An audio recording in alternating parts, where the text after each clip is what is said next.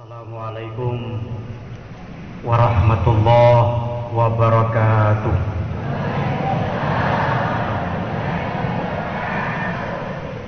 Alhamdulillahil qa'il walau anna ahlal qura amanu wattaqau lafatahna alaihim barakatim minas sama'i wal ardh walakin kadzabu fa'ahatnahum bima kanu yaksibun. Asyhadu an la ilaha illallah wa asyhadu anna Muhammadan abduhu wa rasuluh.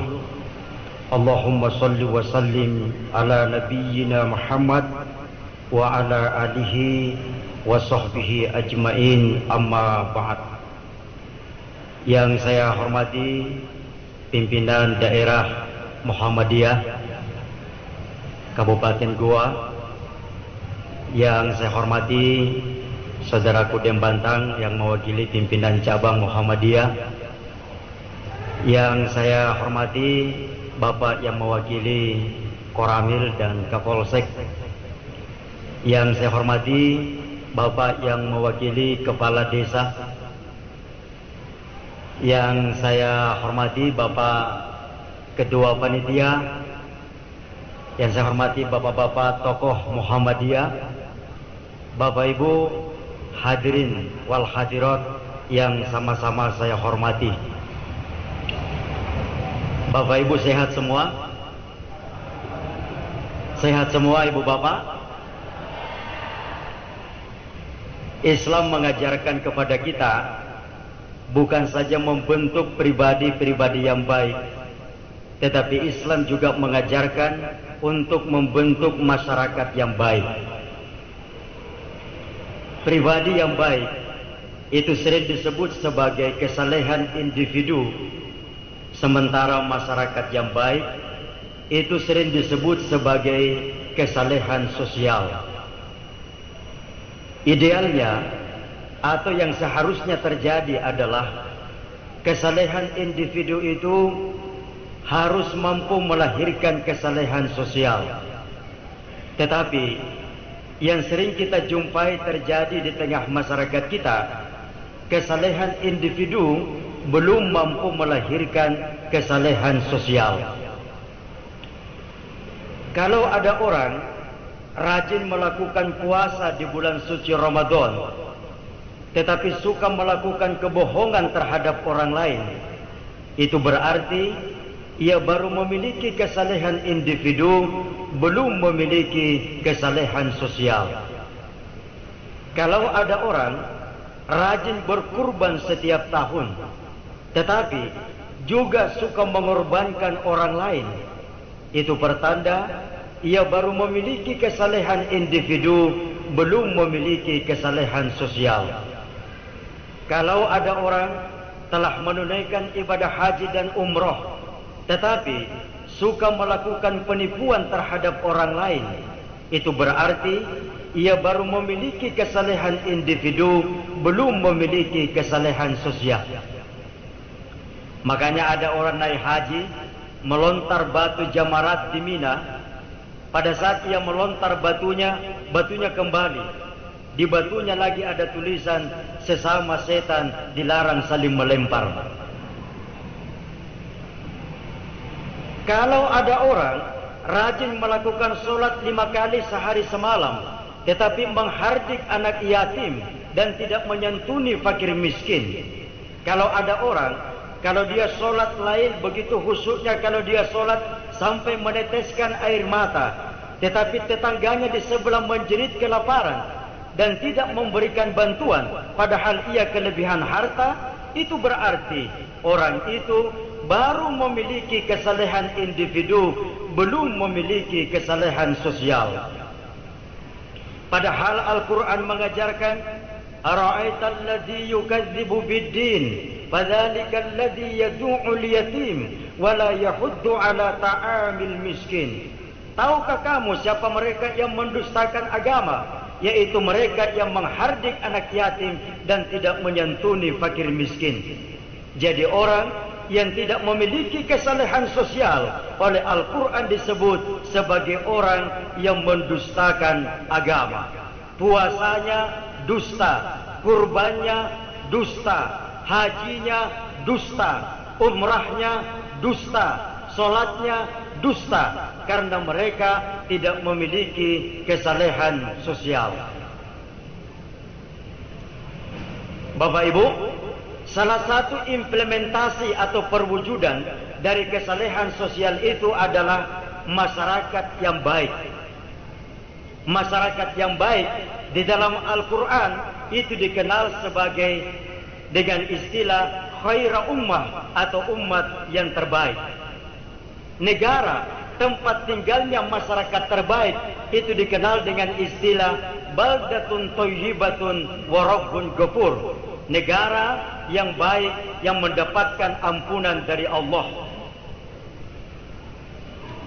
Masyarakat yang terbaik itulah yang telah dicontohkan oleh Rasulullah sallallahu alaihi wasallam melalui masyarakat yang beliau bangun yang disebut dengan masyarakat Madani. Madani berasal dari bahasa Arab dari kata tamaddun, berarti peradaban. Dalam bahasa Inggris dikenal dengan kata civilization yang juga berarti peradaban. Makanya ada yang menyamakan antara masyarakat Madani dengan civil society. Rasulullah sallallahu alaihi wasallam diutus untuk mengubah masyarakat jahiliyah yang biadab menjadi masyarakat Madani yang berakhlak. Rasulullah sallallahu alaihi wasallam bersabda, "Innama bu'istu liutammima makarimal akhlak." Sesungguhnya saya diutus tidak lain adalah untuk menyempurnakan akhlak yang mulia. Jadi masyarakat yang berakhlak itulah masyarakat Madani. Masyarakat yang tidak berakhlak itulah masyarakat jahiliyah. Masyarakat yang taat aturan itulah masyarakat Madani. Masyarakat yang tidak taat aturan itulah masyarakat jahiliyah. Masyarakat yang buang sampah pada tempatnya itulah masyarakat Madani. Masyarakat yang buang sampah sembarangan itulah masyarakat jahiliyah. Masyarakat yang menyambung tali silaturahim dan persaudaraan itulah masyarakat Madani. Masyarakat yang selalu bermusuh-musuhan dan gontok-gontokan itulah masyarakat jahiliyah. Masyarakat yang taat berlalu lintas itulah masyarakat Madani. Masyarakat yang tidak tertib berlalu lintas itulah masyarakat jahiliyah. Setuju Ibu Bapak? Setuju Ibu Bapak? Ada sebuah lembaga institut bernama Ma'arif Institute. Disebut sebagai Ma'arif Institute karena memang didirikan oleh salah seorang tokoh Muhammadiyah, mantan ketua umum PP Muhammadiyah, Buya Ahmad Safi Ma'arif, sehingga lembaga yang beliau dirikan disebut dengan Ma'arif Institute. Ma'arif Institute pernah melakukan penelitian terhadap kota-kota Islami di dunia. Ketika hasil penelitiannya dipublikasikan atau diumumkan, banyak orang yang merasa tersinggung karena hasil penelitian itu membuktikan bahwa ternyata kota-kota Islami di dunia, ranking pertama sampai ranking kelima, itu justru ditempati oleh kota-kota yang berada pada negara-negara yang mayoritas penduduknya beragama non-Islam. Seharusnya tidak perlu ada yang merasa tersinggung karena barometer penelitiannya adalah kesalehan sosial, bukan kesalehan individu. Karena itu, kita menyaksikan berbagai kenyataan sosial yang sangat paradoks. Masyarakat Jepang misalnya, mayoritas penduduknya menganut agama Shinto. Mereka menyembah matahari. Tetapi masyarakat Jepang bisa tertib antri di fasilitas-fasilitas umum. Maka dapat kita katakan masyarakat Jepang keyakinannya non-Islam tetapi perilakunya Madani. Masyarakat New Zealand mayoritas penduduknya beragama non-Islam tetapi mereka bisa tertib berlalu lintas. Maka dapat kita katakan masyarakat New Zealand keyakinannya non-Islam tetapi perilakunya madani. Masyarakat Swiss mayoritas penduduknya beragama non-Islam tetapi mereka bisa menjaga kebersihan lingkungan, maka dapat kita katakan masyarakat Swiss keyakinannya non-Islam tetapi perilakunya madani. Sebaliknya, negara-negara yang mayoritas penduduknya beragama Islam termasuk Indonesia, mayoritas penduduknya menganut agama Islam tetapi perilakunya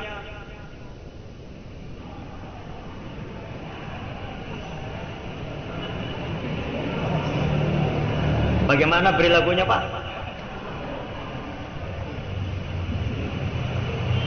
Sehingga seorang pemikir Islam terkemuka yang tidak bisa dipisahkan dari kelahiran Muhammadiyah secara internasional, Syekh Muhammad Abduh, mengeluarkan sebuah statement atau pernyataan yang mengejutkan seluruh dunia. Syekh Muhammad Abduh pernah berkata, "Al-Islamu mahjubun bil muslimin." Cahaya keislaman itu, keindahan Islam itu tertutupi oleh orang-orang Islam sendiri.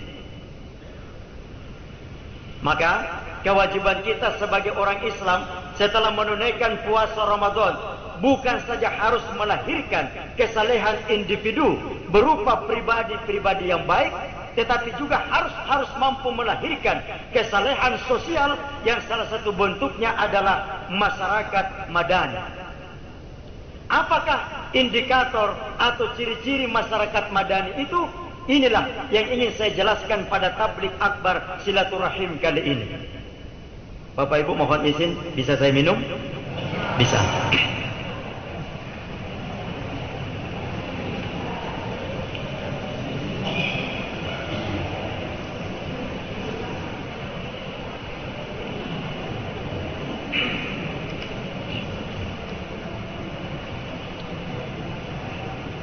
Sudah bisa saya teruskan? Sabak lala pun ceritanya gunakan mana kan? Tidak tanggung-tanggung tema yang kita bawakan, masyarakat madani. Apakah ciri masyarakat madani itu? Ciri masyarakat madani yang pertama adalah menghargai perbedaan.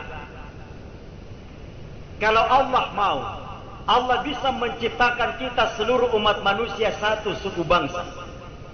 Kalau Allah mau, Allah bisa menciptakan seluruh umat manusia hanya satu warna kulit. Tetapi sengaja Allah ciptakan kita berbeda-beda, beda suku bangsa, beda warna kulit. Karena Allah ingin menciptakan dan mengajarkan kepada kita bahwa yang paling mulia di antara kita bukan ditentukan oleh warna kulit, bukan ditentukan oleh suku bangsa, tetapi ditentukan oleh nilai-nilai ketakwaan. Setuju Ibu Bapak? Setuju? Masyarakat madani yang dibangun oleh Rasul itu plural, majmuk atau beragam dari segi suku bangsa. Di Madinah ada namanya kaum Ansor. Siapa kaum Ansor? Mereka adalah penduduk asli Madinah. Ada yang disebut dengan kaum Muhajirin. Siapa kaum Muhajirin? Orang-orang Islam yang hijrah dari Mekah ke Madinah. Ada sahabat Rasul yang sangat terkenal bernama Bilal. Ibu-ibu kenal Bilal? Kenal Bilal? Kenal. Kenal di mana?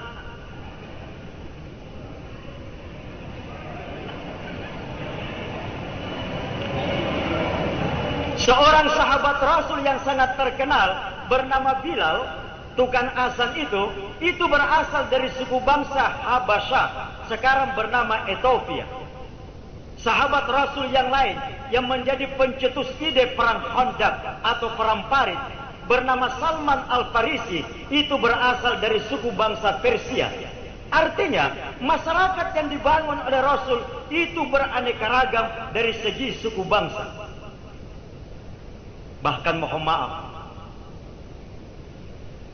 di Madinah Rasul membuat sebuah piagam yang namanya piagam Madinah, yang salah satu diktumnya adalah orang-orang kafir yang taat bayar jizyah atau pajak yang disebut dengan kafir zimmi itu wajib dilindungi oleh pemerintahan Islam. Makanya Rasul pernah di sekitar Masjid Nabawi, beliau berdiri memberikan penghormatan terhadap mayat yang lewat digotong di depan beliau. Saat Rasul berdiri memberikan penghormatan, para sahabat heran lalu bertanya, "Ya Rasulullah, kenapa Rasul berdiri memberikan penghormatan?" Rasul balik bertanya, "Memangnya kenapa? Mayat yang barusan lewat itu ya Rasul adalah mayat Yahudi." Lalu Rasul memberikan jawaban, "Saya menghormatinya sebagai sesama manusia." Jadi Rasul mencontohkan menghargai orang yang berbeda keyakinan. Jangankan yang masih hidup, yang sudah mati pun Rasul mencontohkan untuk menghormati. Maka tidak benar tuduhan-tuduhan orang yang mengatakan Islam itu teroris, Islam itu adalah penuh dengan kekerasan.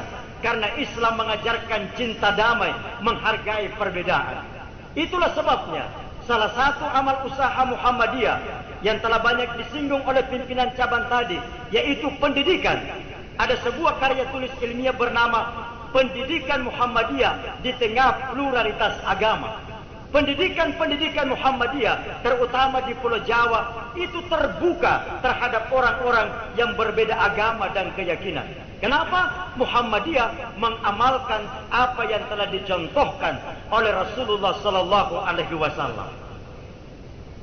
Non-Islam saja bisa masuk ke perguruan tinggi Muhammadiyah, apalagi yang Islam tidak perlu takut terhadap amal usaha pendidikan Muhammadiyah.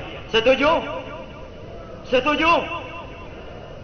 Maka Muhammadiyah tidak perlu diragukan terhadap Negara Kesatuan Republik Indonesia. Bagi Muhammadiyah, Darul Ahdi was Syahada ini sudah merupakan sesuatu yang final dan harga mati. Muhammadiyah cinta Indonesia, bahkan Muhammadiyah adalah bagian dari kemerdekaan Indonesia. Saya tidak habis pikir orang-orang yang berkata Islam itu tidak setuju terhadap NKRI. Kalau ada orang berkata begitu, saya katakan silakan bongkar tamam makam pahlawan dari Sabang sampai Merauke. Periksa tamam pahlawan dari Sabang sampai Merauke.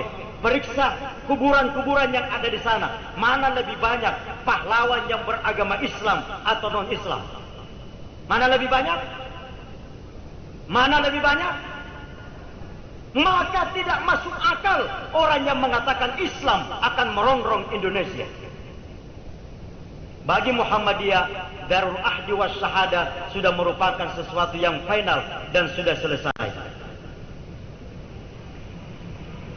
Karena itu, dalam rangka silaturahim, perbedaan-perbedaan di antara kita umat Islam, perbedaan suku bangsa, perbedaan organisasi sosial keagamaan, bahkan perbedaan aspirasi politik, jangan menjadi penyebab yang dapat memutuskan tali persaudaraan di antara kita.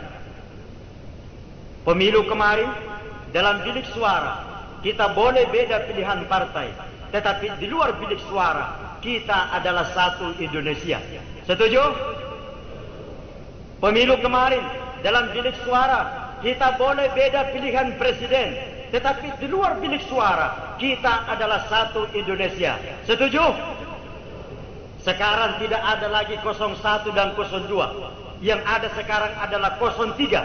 Apa itu 03? Sila ketiga Pancasila, Persatuan Indonesia. Di sini mana banyak? 01 atau 02 ya? Sudah selesai. Selesai. Kalau yang aktif di grup WhatsApp pimpinan wilayah Muhammadiyah tentu tahu kalau Usman Jasad itu ada di mana. Tapi sekarang sudah selesai. Sekarang ini jadi perdebatan apakah PAN masuk pemerintahan atau menjadi oposisi. Sekarang masih perdebatan luar biasa. Kemarin saya hadiri halal bihalal, dihadiri oleh dua ormas besar, Muhammadiyah dan adiknya NU. Saya bilang sama yang hadir, wahai umat Islam, musuh kita bukan Muhammadiyah, musuh kita bukan NU, musuh kita bukan FPI, musuh kita bukan Hizbut Tahrir, musuh kita bukan siapa-siapa. Siapa musuh kita? Musuh kita adalah kemalasan dan kebodohan. Dalam Al-Quran disebut setan sebagai aduwwum mubin, musuh yang paling nyata. Dan setan itulah yang menjelma menjadi kemalasan dan kebodohan yang bisa membuat umat Islam tertinggal dari umat-umat yang lain. Itulah sebabnya Muhammadiyah dari awal sampai sekarang melakukan jihad pendidikan dengan mendirikan sekolah dan perguruan tinggi di berbagai seluruh pelosok Indonesia. Bahkan saya ke Australia, alhamdulillah di Australia sudah resmi terbentuk cabang Muhammadiyah di sana. Saya ke Amerika, ke New York. Saya di sana lama bersama dengan Ustadz Samsi Ali yang lebih dikenal dengan Imam Samsi Ali, yang bagaimana menggiatkan Islam di New York, Amerika. Beliau adalah salah seorang tokoh Muhammadiyah, alumni pesantren Gombara. Muhammadiyah bukan hanya ada di Indonesia, tapi ada di Australia, ada di Amerika. Bahkan sekarang Imam Samsi Ali merancang sebuah pesantren, lembaga pendidikan Islam pertama yang ada di Amerika. Jadi jangan makin takut dan khawatir terhadap Muhammadiyah. Setuju ibu bapak? Setuju ibu bapak? Jihad pendidikan. Kemarin tablik akbar di pimpinan daerah Muhammadiyah Pangkep, saya bilang Muhammadiyah perlu juga menggiatkan, sekarang sudah mulai, tetapi perlu lagi lebih menggiatkan jihad ekonomi. Maka di setiap kabupaten harus ada masjid Muhammadiyah percontohan, di mana di masjid itu dibangun minimarket syariah. Minimarket syariah itu dari Muhammadiyah, oleh Muhammadiyah, untuk Muhammadiyah, atau dari umat, oleh umat, untuk umat. Di minimarket syariah di sekitar masjid Muhammadiyah itu sahamnya adalah disetorkan dan ditanggung oleh jamaah-jamaah masjid warga Muhammadiyah radius 5 km dari masjid itu. Lalu dari saham itu, harga sahamnya mungkin per lembar hanya 1 juta. Ya memang kecil 1 juta, tetapi ratusan ribuan warga Muhammadiyah membeli saham per lembar 1 juta. Berapa ratus juta yang bisa terkumpul, bahkan bisa sampai sekian miliar. Dana sekian miliar dipakai untuk membangun minimarket syariah di sekitar masjid Muhammadiyah, lalu menyediakan kebutuhan-kebutuhan pokok bagi warga masyarakat yang ada di sekitarnya. Jadi kalau mau berbelanja kebutuhan sehari-hari adalah di minimarket syariah Muhammadiyah. Selama ini kita hanya mengeluh, minimarket ini mematikan pedagang-pedagang kecil. Ini sekarang berjamuran di mana-mana. Ya tentu tahu kalau saya sebut Indomart, Alfamart. Tapi mana usaha konkret dari kita umat Islam? Ayo warga Muhammadiyah, setuju? Setuju? Ngapa kurang semangat? Jihad pendidikan, alhamdulillah perguruan tinggi Muhammadiyah sudah lebih banyak daripada negara. Sekarang jihad ekonomi. Kita harus bikin minimarket syariah berbasis Muhammadiyah. Kalau perlu jangka panjang harus lebih banyak daripada Alfamart dan Indomart, sehingga dari umat, oleh umat, dan untuk umat. Setuju ibu bapak? Yang pertama jihad apa? Jihad pendidikan. Yang kedua jihad apa? Jihad ekonomi. Yang ketiga jihad politik. Umat Islam tidak boleh golput. Sayangnya sudah lewat nih pemilu. Tapi saya kira kita sudah dengar instruksi dari pimpinan pusat Muhammadiyah menjelang pemilu. Warga Muhammadiyah tidak boleh golput. Umat Islam tidak boleh golput. Harus menyalurkan aspirasi politiknya.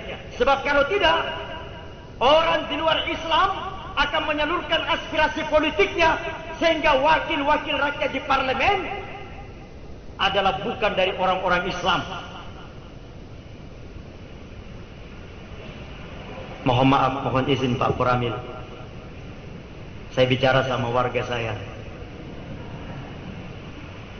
Sebab kalau tidak jihad politik, Indomart mereka punya, Indomobil mereka punya, Indomie mereka punya, memang asalnya dari sana. Sebentar lagi Indonesia mereka punya.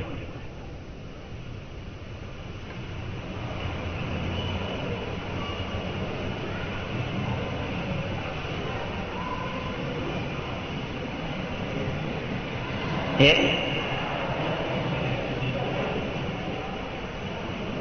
Ambil muami. Maka umat Islam harus berdaya secara pendidikan, secara ekonomi, dan secara politik.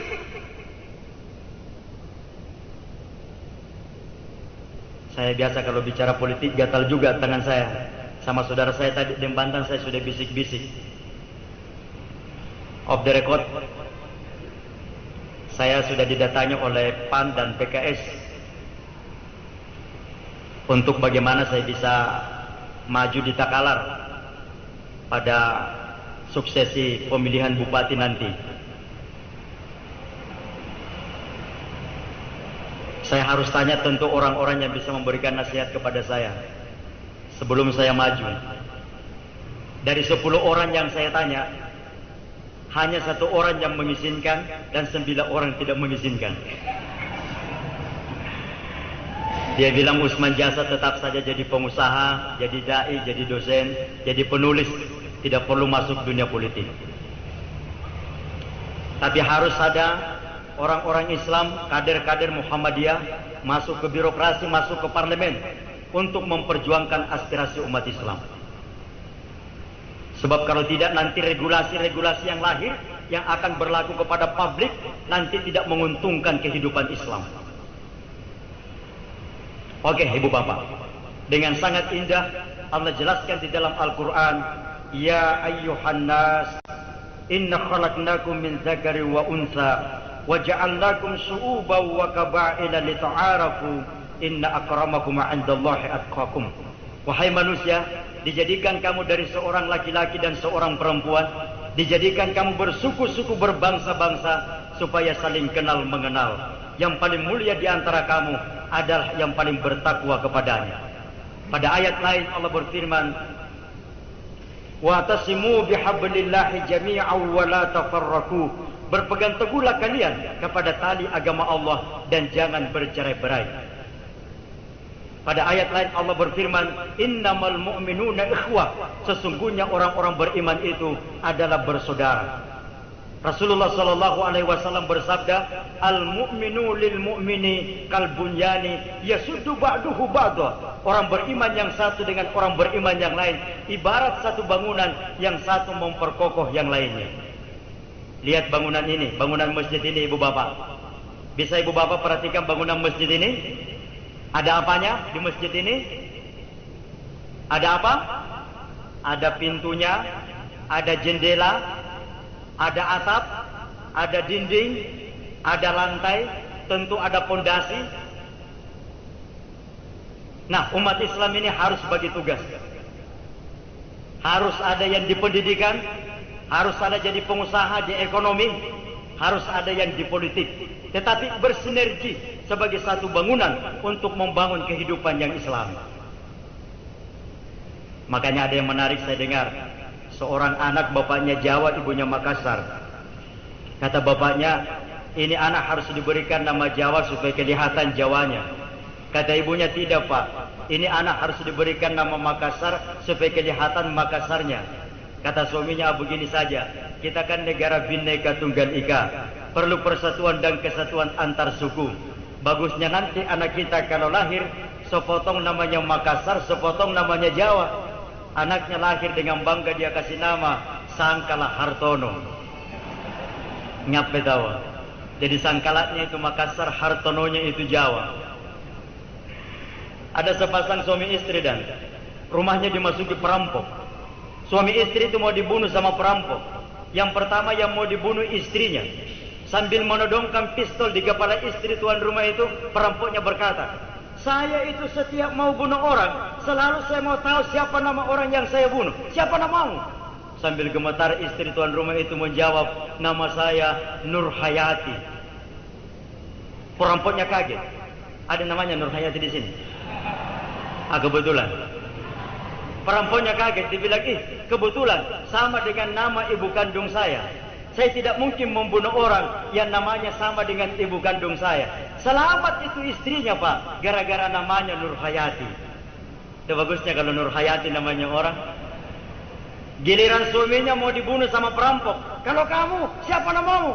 Sambil gemetar suaminya menjawab, sebenarnya nama saya Sangkala, tetapi orang-orang sering juga memanggil saya Nur Hayati. Dia bilang kalau siang panggilan saya Sangkala, kalau malam Nur Hayati. Dia bilang perempuannya tidak mungkin namamu Sangkala dipanggil Nur Hayati, ditembak kepalanya.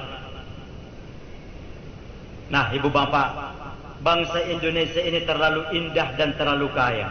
Makanya banyak, tidak menutup kemungkinan banyak orang yang merasa iri terhadap Indonesia, tidak ingin Indonesia ini bersatu. Maka mereka sengaja menciptakan peta konflik, mengedarkan berbagai isu yang dapat memecah belah persatuan dan kesatuan kita sebagai bangsa Indonesia. Warga Muhammadiyah harus di baris terdepan untuk menjaga persatuan dan kesatuan kita sebagai bangsa Indonesia. Setuju? Setuju? Kalau ada berita yang datang kalau belum jelas ujung pangkalnya, jangan cepat percaya. Kalau ada postingan-postingan di media sosial, di Facebook, di WA, kalau belum jelas kebenarannya, jangan langsung di copy paste lalu di share pada grup-grup yang lain. Allah mengajarkan, ya ayyuhalladzina amanu in ja'akum fasikum binaba'in fatabayyanu. Wahai orang-orang yang beriman, jika datang kepadamu seorang fasik membawa berita, jangan cepat percaya. Apa yang kita lakukan? Tabayyun, periksa baik-baik, check and recheck. Jangan kita mudah diadu domba. Waspadalah terhadap hoax. Tulisannya hoax, bacanya hoax. Ini hoax, Pak. Bacanya saja sudah bikin susah, apalagi prakteknya. Tapi Ustaz juga harus tahu istilah-istilah gaul, tidak boleh gaptek. Kada Ustaz kudun ditanya sama jamaah, Ustaz mau kau bertanya? Iya, apa pertanyaan anta? Ustaz, bagaimana hukumnya menggauli dunia maya? Ustaznya menjawab, maya itu dosa. Dia bilang, Ustaz, itu maya bukan perempuan. Dia bilang Ustaznya, apalagi kalau laki-laki, dosa besar. Dia bilang, Ustaz, itu maya bukan perempuan, bukan juga laki-laki, bahkan tidak berwujud. Dia bilang sedang Ustaznya, itu namanya bersekongkol dengan makhluk halus, masuk neraka. Tapi ada tuan tahu Ustaz pintar sekali ditanya, Ustaz mau kau bertanya? Iya, apa pertanyaan anda? Bagaimana hukumnya menikahi wanita sekampung? Wanita sekampung? Ustaznya dengan cerdas menjawab, kalau menikahi wanita satu orang saja, kalau sekampung kebanyakan.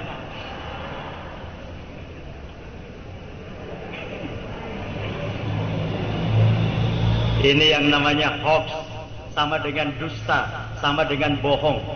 Makanya Allah berfirman, innama yaftaril kadzibal ladzina la yu'minuna bi ayatillah wa ulaika humul kadzibun. Sesungguhnya mereka yang mengada-adakan kebohongan itu adalah orang yang tidak beriman kepada Allah, dan mereka adalah orang-orang yang pendusta.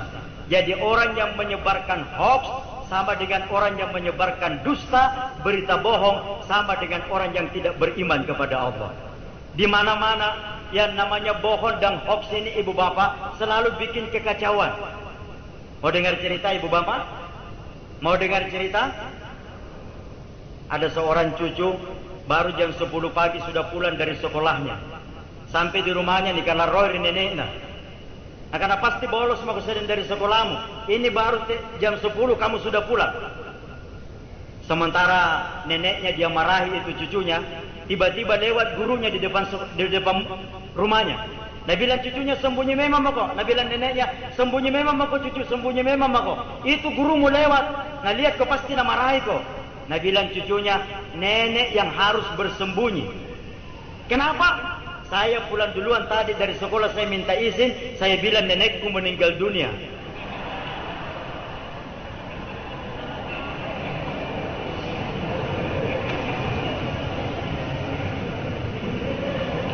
Ada seorang ayah, Pak, alona ni balde-baleri anaknya. Setiap hari dibohongi oleh anaknya. Maka pendek cerita, ia membeli sebuah robot, namanya robot kebohongan. Ini robot kebohongan, Pak. hebatnya, kalau ada orang yang bicara bohong di dekatnya, bicara tidak sesuai dengan fakta, robot itu langsung bereaksi dengan menempeleng orang itu. Berarti kalau orang itu ditempeleng, itu pertanda orang itu berbohong. Wah, dia bawa pulanglah robot kebohongan di rumahnya. Nah, karena sangga mau kutina mau nak kuliah nu balai-balai, sudah ada robot kebohongan. Sore hari dia tunggui anaknya pulang dari sekolah. Seperti biasa terlambat pulang. Nampai batu bela na sini nakanai. Tena menakulan nu balai-balainya mau robot kebohongan. Anaknya masuk di rumah, dia tanya, "Dari mana kok?" Dia bilang anaknya, "Dari les." Mendengar anaknya bilang les, robotnya langsung bereaksi, dia tempeleng anaknya. Pak, pak. Dia bilang bapaknya pasti bohong. Ini robot nggak tahu orang kalau bicara bohong. Pasti kamu tidak dari les, jujur. Oh iya pak, saya dari rumahnya temanku. Dia bilang, "Ah begitu kok, nah tempeleng ke robot kalau berbohong kok." "Apa kau kerja di rumahnya temanmu?"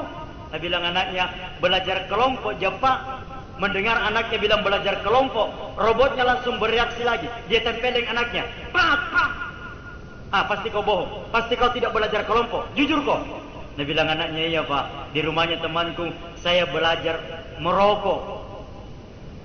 Mendengar anaknya merokok, bapaknya langsung berdiri marah-marah. "Dasar anak nakal, masih kecil seperti ini sudah merokok. Contoh ini bapakmu, ini bapakmu. Waktu masih sekolah seperti kamu, tidak pernah merokok seperti ini."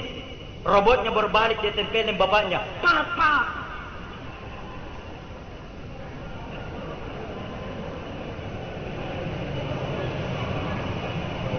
Untuk mempraktekkan kejujuran maka perlu role model, perlu contoh. Masyarakat Indonesia adalah masyarakat paternalistik. Mereka cenderung untuk mengikuti apa yang dilakukan oleh elit. Maka wahai para pejabat, jangan selalu bicara bohong di negeri ini, nanti diikuti oleh rakyatmu. Wahai wakil-wakil rakyat di DPR, kalau bicaralah sesuai fakta, nanti diikuti oleh konstituenmu. Wahai tokoh-tokoh politik di negeri ini, kalau bicaralah yang jujur, jangan suka berdusta, karena itu memengaruhi perkembangan mental anak-anak di negeri ini. Setuju ibu bapak?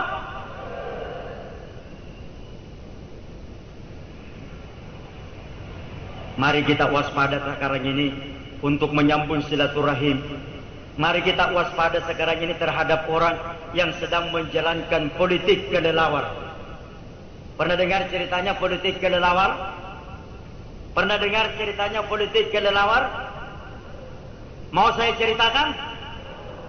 Ini adalah cerita dari ayahanda Profesor Dr. H.M. Amin Rais, mantan ketua PP Muhammadiyah, mantan ketua MPR.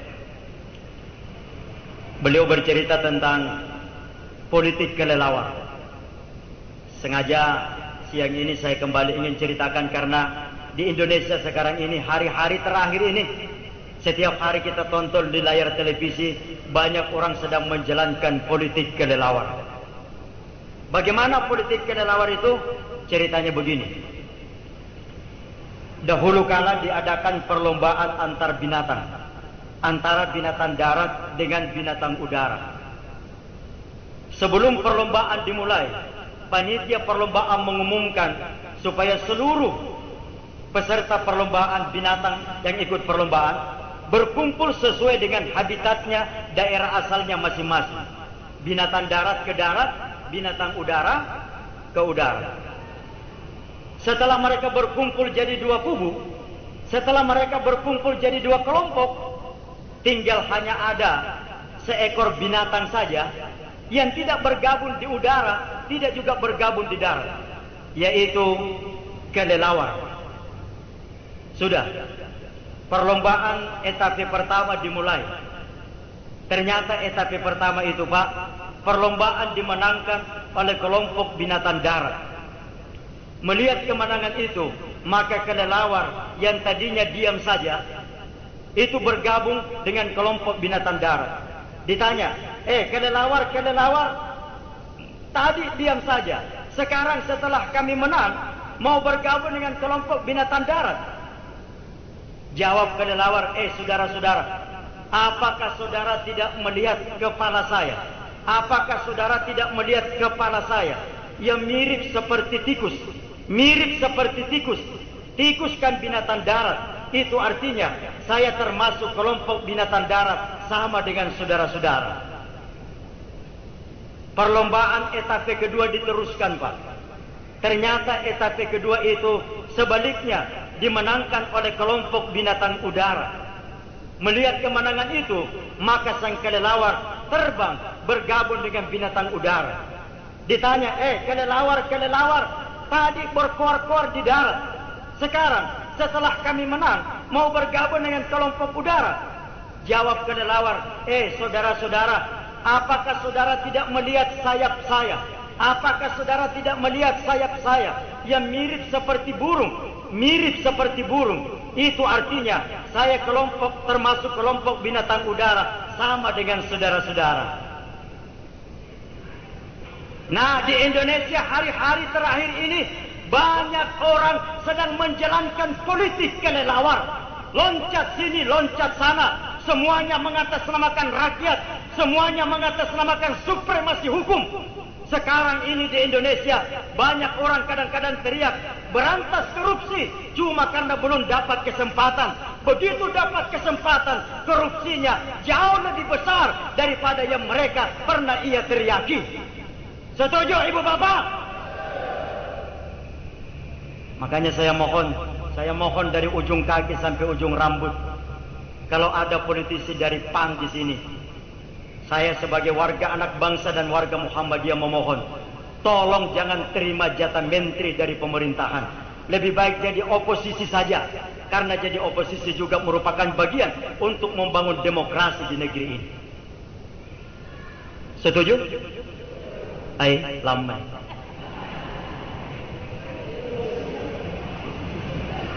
Sebentar, pada poin terakhir saya akan jelaskan mengapa perlu ada oposisi, mengapa perlu ada amar ma'ruf dan nahi munkar. Ciri masyarakat madani yang pertama adalah menghargai perbedaan. Jadi jangan bertengkar karena perbedaan aspirasi politik. Setuju? Jangan bertengkar karena perbedaan kelompok. Setuju? Kalau ada berita yang datang, hati-hati, waspada. Jangan terpancing dengan hoax. Jangan terpancing dengan isu yang dapat mengadu domba kita sebagai bangsa Indonesia. Bangsa Indonesia terlalu berharga, terlalu indah, terlalu kaya untuk kita pertaruhkan. Setuju Ibu Bapak? Ada seorang petani sapi perah, Pak. Seorang petani sapi perah di sebuah kampung. Pagi-pagi, Bu, suaminya masuk di kandang sapi. Dia perah susu sapinya. Begitu cukup satu ember, ditendang oleh sapinya pakai kaki kanan. Maka tumpah susunya satu ember. Maka suaminya mengikat kaki kanan sapinya di tiang sebelah kanan. Dia perah susu sapinya, begitu cukup satu ember, ditendang lagi oleh sapinya pakai kaki kiri. Tumpah lagi susunya satu ember. Maka dia ikat kaki kiri sapinya di tiang sebelah kiri. Nah, bilang suaminya, tidak bisa ini menendang karena kedua kakinya sudah saya ikat. Dia perah susu sapinya, begitu cukup satu ember, ekornya lagi yang dia pakai memukul itu ember. Tumpah lagi susunya satu ember. Karena suaminya sudah tidak punya tali untuk mengikat, terpaksa tali pengikat celananya yang dia lepas. Pada saat tali pengikat celananya dia lepas, celananya langsung molor ke bawah. Pada saat celananya molor ke bawah, tiba-tiba istrinya datang, tidak bertanya, langsung mengambil kesimpulan.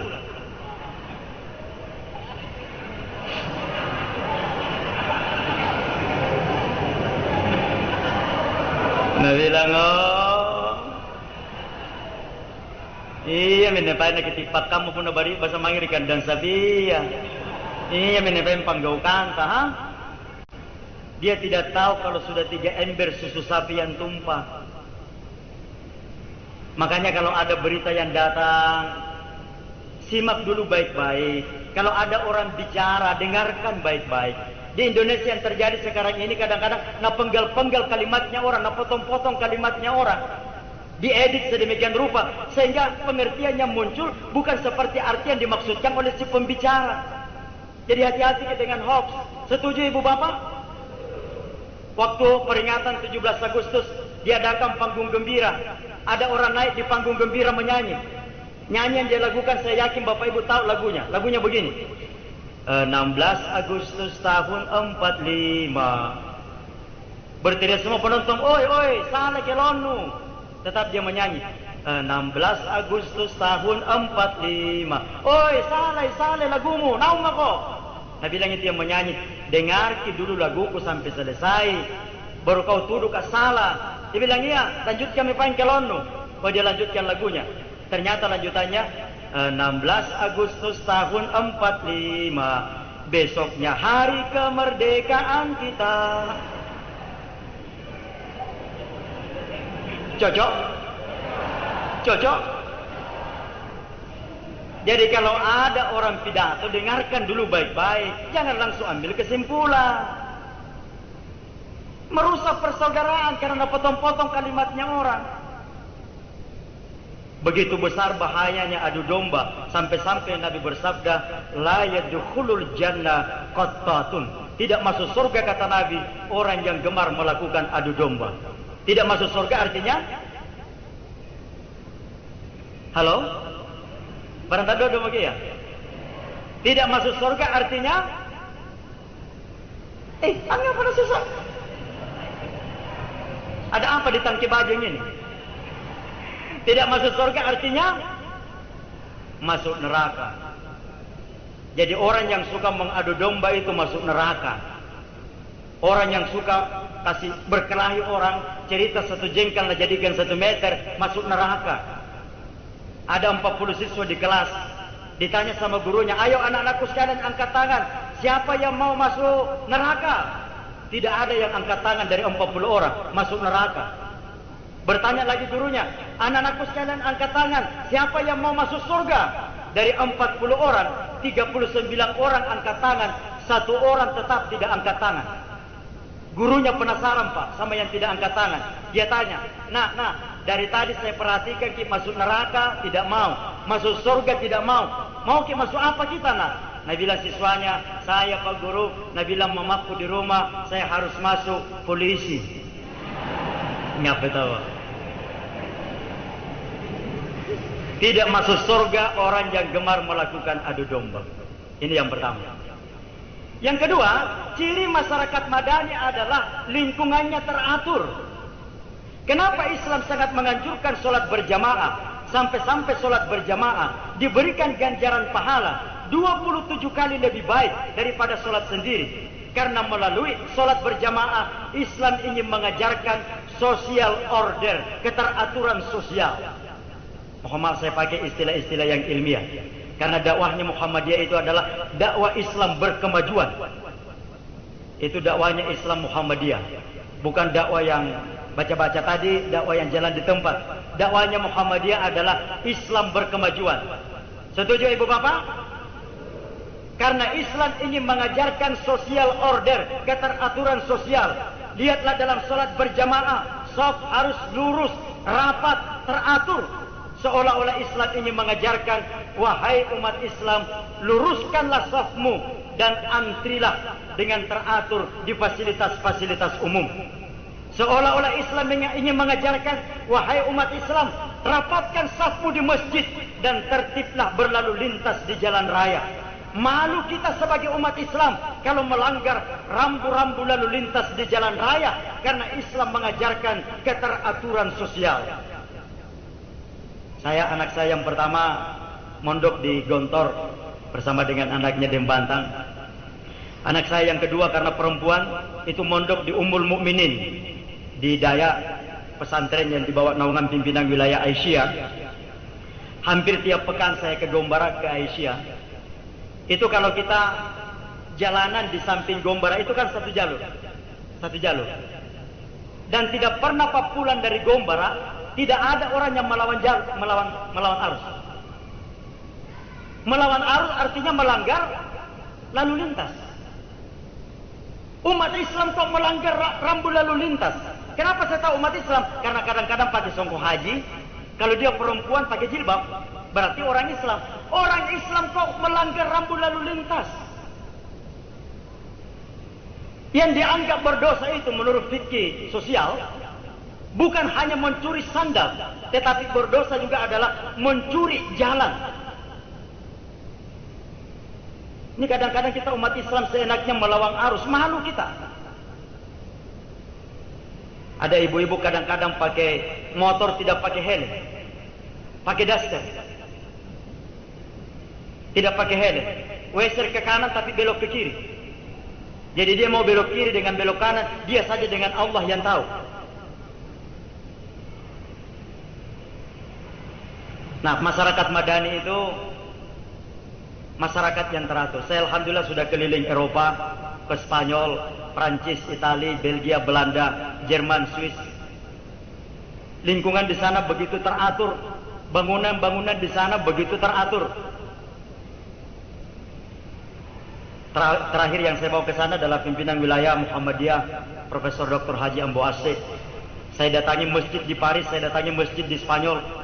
Bangunan-bangunan begitu teratur. Jadi ada kawasan khusus pemukiman, ada kawasan khusus untuk layanan pemerintahan, layanan publik, ada kawasan untuk bisnis. Nah, kalau kita di Indonesia kadang-kadang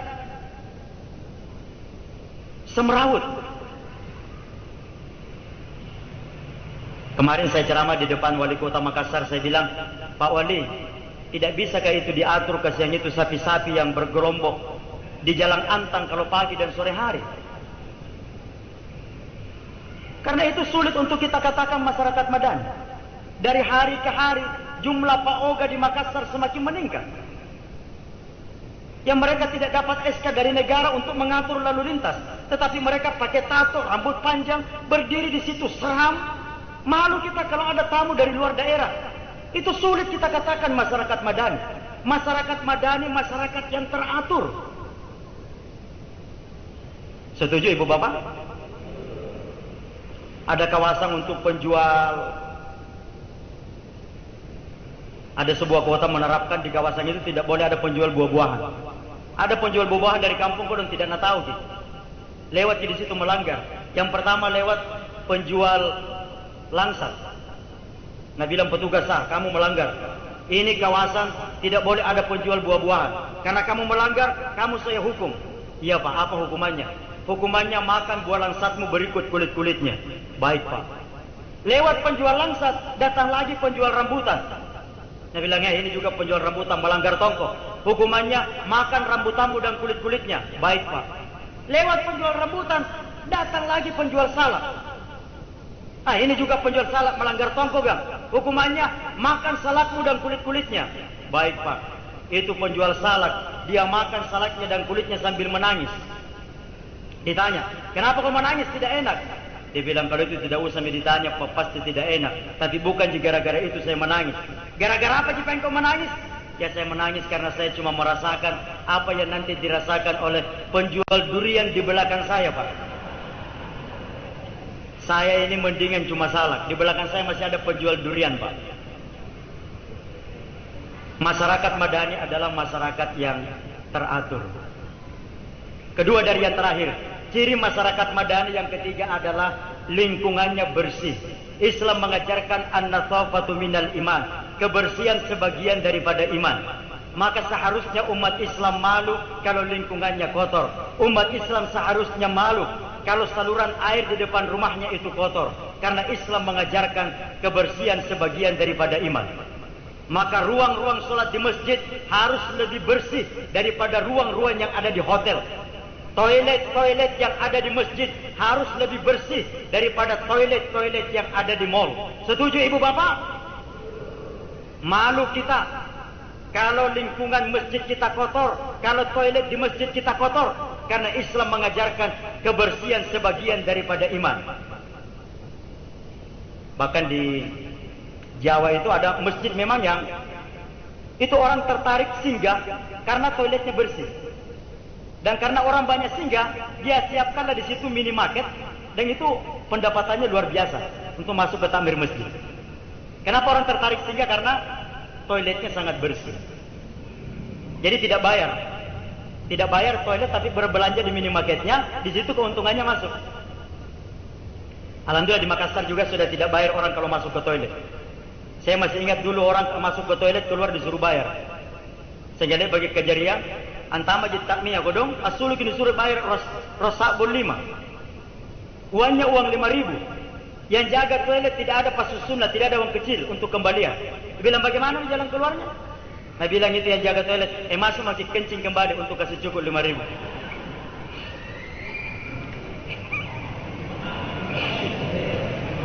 Ciri masyarakat Madani yang ketiga adalah lingkungannya bersih. Maka masjid ini harus jadi percontohan terkait dengan kebersihan. Yang terakhir, ciri masyarakat Madani yang keempat adalah masyarakatnya menjalankan fungsi amar ma'ruf dan nahi munkar. Orang yang berteman itu, orang yang bersaudara itu adalah orang yang bisa menegur saudaranya kalau keliru. Ada tong orang marah-marah kalau dikritik. Ada tong orang marah-marah kalau dikasih ingat. Padahal justru teman yang baik, saudara yang baik adalah ketika temannya keliru, itu dia berikan nasihat. Dan memang itu garinna tu maparasangan, yaitu menyampaikan kritik, selalu kritik. Garinna tu sifat gantu memerintaya, tidak mau dikritik. Padahal nakana patagalana karang ngeriolo sigan tu maparasangan lalu antara bilang, siri na tu memerintaya negeri rakyat ka, talasa na rakyat ka, negeri tu memerintaya. Nakana pemerintah alian sirik ku rakyat, nakana tun rakyat ka alian tu ngatalasak ku pemerintah.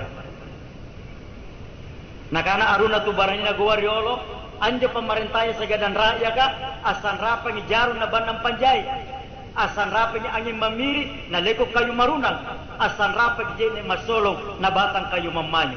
Artinya perlu kebersamaan antara pemerintah dengan rakyat. Antama ko jarung na maminawang banam panjai. Amirik ko angin na marunan leko kayu, asolong ko jene na mamanyo batang kayu. Landri ka mana ni anjo, ikate pemerintah na sabak jarung ki, teki apekoi. Solana natin na foto sok bandang ha. Siya gang ikate rakyat, pun nati ay di apa, dia maki foto si. Mana ti ay di apa, foto so maki sedeng. Kebersamaan antara pemerintah dengan rakyat. Amar ma'ruf itu artinya mengajak kepada kebaikan.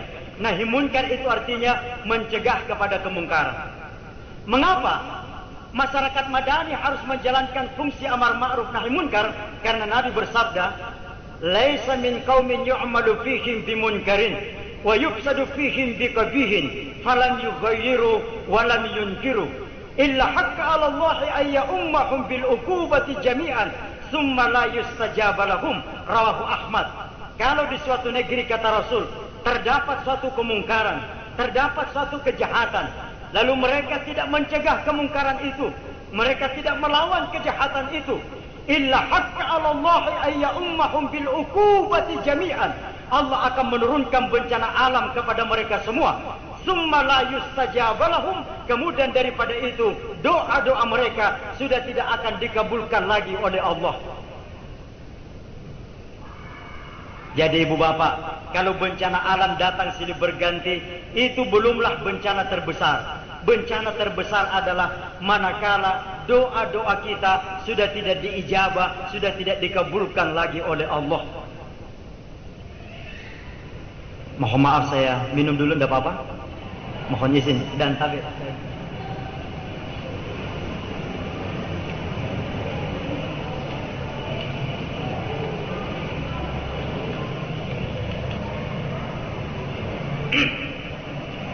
Saya teruskan, sudah hampir selesai. Bapak Ibu masih bisa dengar saya? Masih bisa Bapak Ibu dengar saya? Jadi mengapa kita perlu menjalankan fungsi amar ma'ruf nahi munkar? Karena kalau amar ma'ruf nahi munkar di sebuah negeri tidak dijalankan, Allah akan menurunkan bencana alam. Dan bukan saja bencana alam, tapi doa-doa kita sudah tidak akan dikabulkan lagi oleh Allah. Maka harus ada sekelompok umat yang menjalankan tugas amar ma'ruf dan nahi munkar. Makanya ayat pemungkas berdirinya Muhammadiyah adalah surah Ali Imran 104. Wal takum minkum ummatu yad'una ilal khair wa ya'muruna bil ma'ruf wa yanhauna 'anil munkar wa ulaika humul muflihun.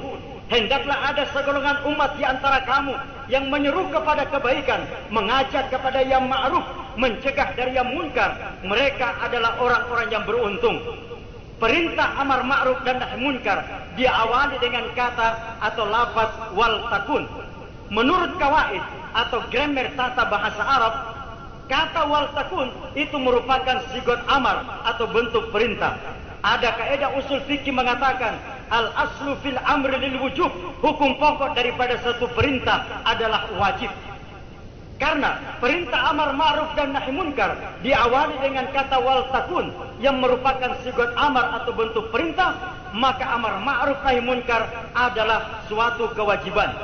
Hanya memang para ulama berbeda pendapat di dalam menetapkan kewajiban hukum berdakwah itu.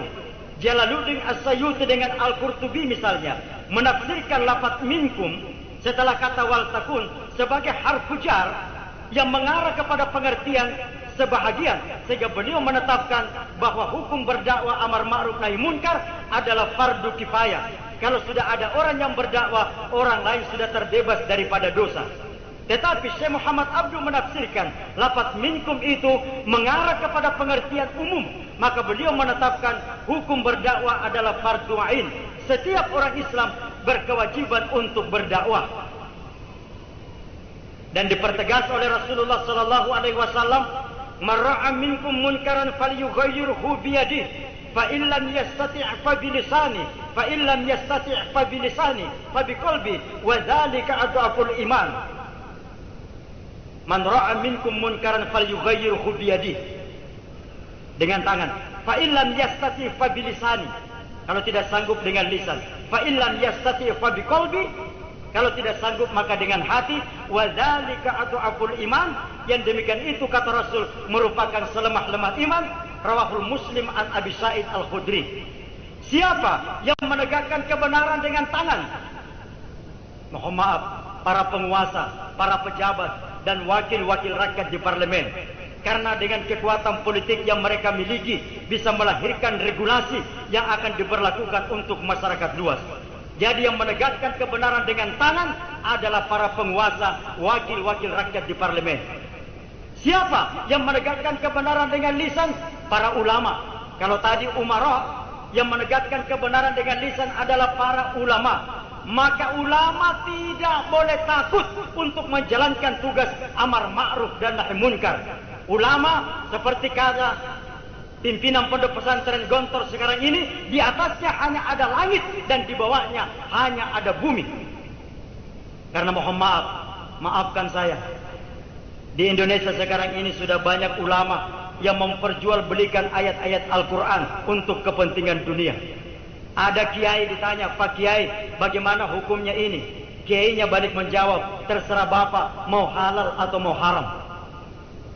Kalau mau halal nanti saya cari dalil untuk menghalalkan. Kalau mau haram nanti juga saya cari-cari pikiran untuk bisa mengharamkan." Ulama harus terbebas dari business interest, kepentingan tertanam, kepentingan dunia untuk menyampaikan dakwah. Makanya di warga Muhammadiyah di rapat-rapat selalu saya usulkan entrepreneurship, dakwah entrepreneurship. Seperti yang dicontohkan oleh Kiai Dahlan, kita harus memiliki kemandirian ekonomi supaya kita tidak terikat oleh siapapun dalam menyampaikan fatwa dan dakwah. Ibu, halo ibu-ibu, halo ibu-ibu, ibu-ibu tahu orang kaya terkaya di Indonesia? Tahu orang terkaya di Indonesia? Tahu? Orang terkaya di Indonesia itu, saya tidak mau sebutkan namanya, nanti disalah tafsirkan. Jelas dia non-Islam. Kekayaannya kurang lebih 60 triliun. 60 triliun. Ibu-ibu pernah bagi pegang uang 1 triliun? Lebar lagi? Kenapa? Oh, sangkang majegi. Tapi pernah 1 triliun aja siapa miliar? 1000 miliar. Kalau 1 miliar, siapa tahu 1 juta? 1000 juta. 1 triliun, 1000 miliar. 1 miliar, 1000 juta.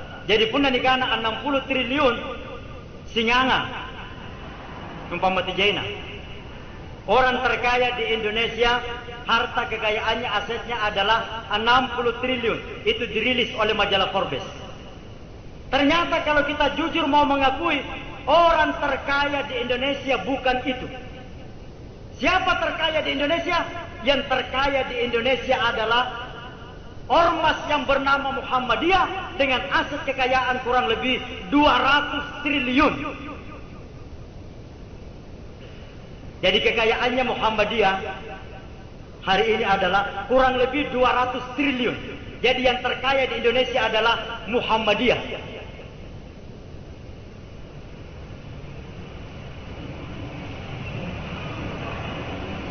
Setuju Ibu Bapak? Ada datanya, cuma panjang sekali kalau saya mau bacakan datanya. Kurang lebih 200 triliun aset dan kekayaan Muhammadiyah seluruh Indonesia. Alhamdulillah. Jadi kiai, ulama tidak boleh takut untuk menyampaikan dakwah. Kiai Sahal, pimpinan pondok pesantren Gontor sekarang ini mengatakan, ulama kiai di atasnya hanya ada langit dan di bawahnya hanya ada bumi.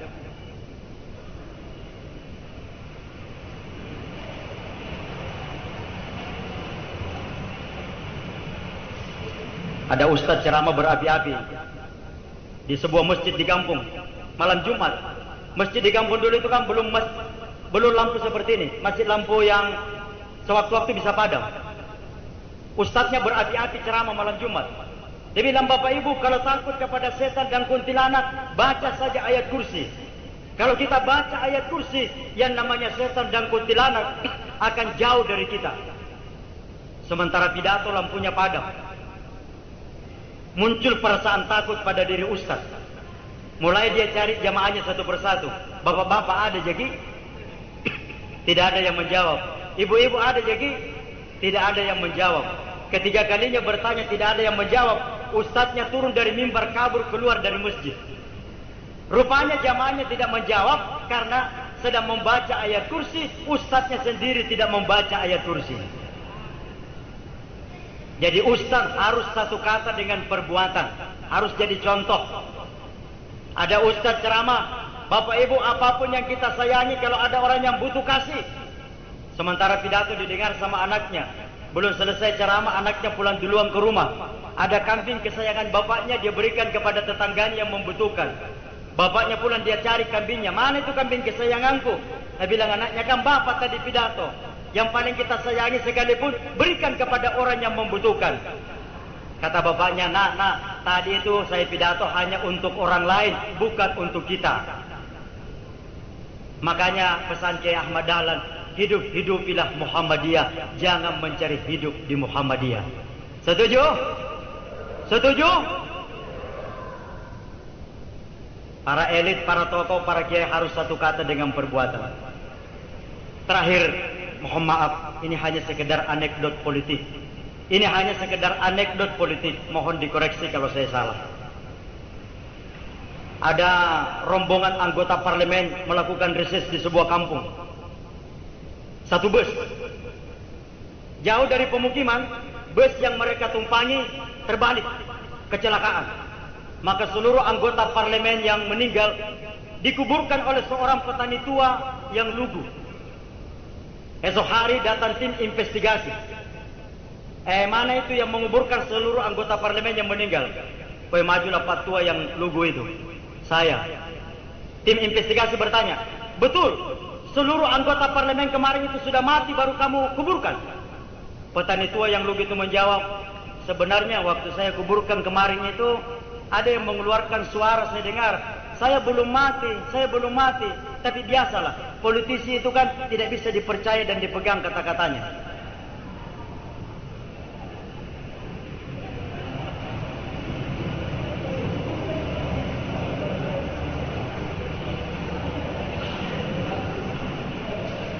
Para elit politik, para kiai, para ulama di negeri ini harus satu kata dengan perbuatan. Jangan suka bohong, jangan suka menipu rakyat. Karena itu akan mempengaruhi perkembangan mental anak-anak kita. Ciri masyarakat madani yang keempat adalah masyarakatnya menjalankan tugas amar ma'ruf dan nahi munkar. Ibu bapak, ini sajalah yang bisa saya sampaikan, semoga ada manfaatnya. Terima kasih atas perhatian ta.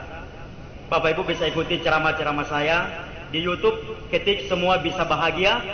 Bapak ibu bisa mendapatkan ceramah-ceramah saya di YouTube. Ada yang mau mendengarkan saya menyanyikan lagu-lagu dakwah? Karena selama ini saya cuma didengar ceramah atau mungkin cuma nulis buku. Saya akhir-akhir ini juga belajar menyanyikan lagu-lagu dakwah. Yang mau mendengarkan saya menyanyikan lagu-lagu dakwah bisa masuk ke YouTube, ketik Semua Bisa Bahagia, akan mendengarkan lagu-lagu yang saya nyanyikan. Jangan lupa di subscribe ya. Bapak ibu bisa mendapatkan buku terbaru saya di toko Gramedia seluruh Indonesia, judulnya Semua Bisa Bahagia. Bapak ibu bisa mengikuti tulisan saya setiap hari Senin di Koran Fajar dan setiap hari Jumat di Koran Tribun Timur, di kolom tetap saya yang judulnya Semua Bisa Bahagia. Semoga ada manfaatnya. InsyaAllah kali lain kalau Allah mengizinkan bisa berjumpa kembali. Saya akhiri, billahi fisabilil haq, fastabiqul khairat. Wassalamualaikum warahmatullahi wabarakatuh.